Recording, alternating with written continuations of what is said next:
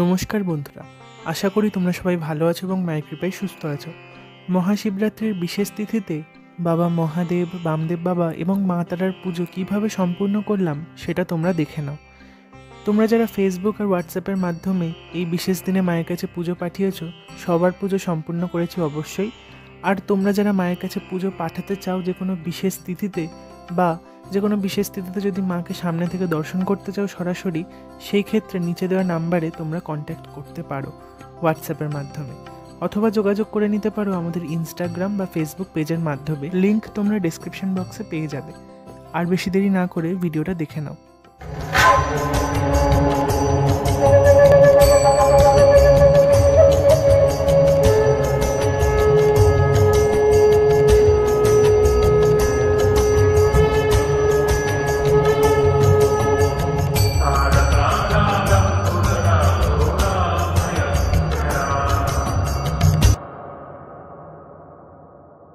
যেমনটা তোমরা দেখছো, শিব চতুর্দশীর বিশেষ তিথিতে মায়ের সন্ধ্যারতির সাজ চলছে। তারপর তোমরা সন্ধ্যারতি দেখবে মায়ের। তোমরা পুরো ভিডিওটা দেখতে থাকো আর অবশ্যই মাকে কেমন লাগছে সেটা জানাতে ভুলো না।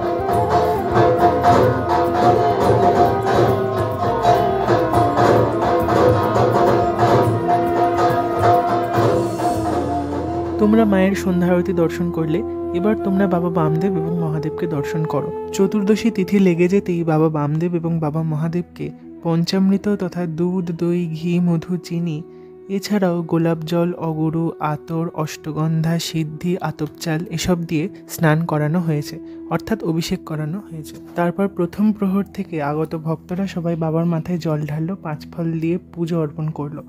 চতুর্দশী উপলক্ষে তারা মায়েরও বিশেষ সাজ এবং আরতি হয়েছে, কিন্তু তার ভিডিও আর করা হয়নি পুজোর চাপের জন্যে। এছাড়া বামদেবের আবির্ভাব তিথি উপলক্ষে বিশেষ পুজো ছিল। সব মিলিয়ে আমাদের শিব চতুর্দশী খুবই সুন্দর কাটলো। তোমরা কি করলে অবশ্যই জানিও।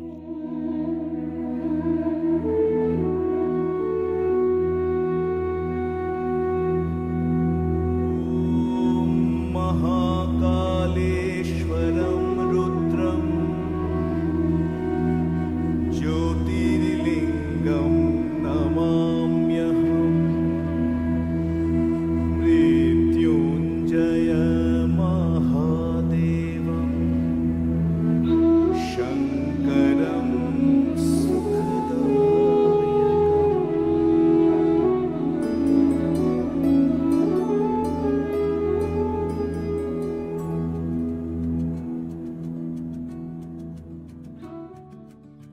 শিবরাত্রি থাকাকালীন ভোরবেলাতে আবার তারা মায়ের স্নান হলো ব্রাহ্ম মুহূর্তে, কারণ চতুর্দশী ছাড়তেই ফাল্গুনী অমাবস্যা পড়বে এবং সেই অমাবস্যায় মায়ের বিশেষ পুজোর আয়োজন ছিল। সেই নিয়ে একটা অন্য ভিডিও বানাবো। আশা করি এই ভিডিওটা তোমাদের ভালো লাগলো।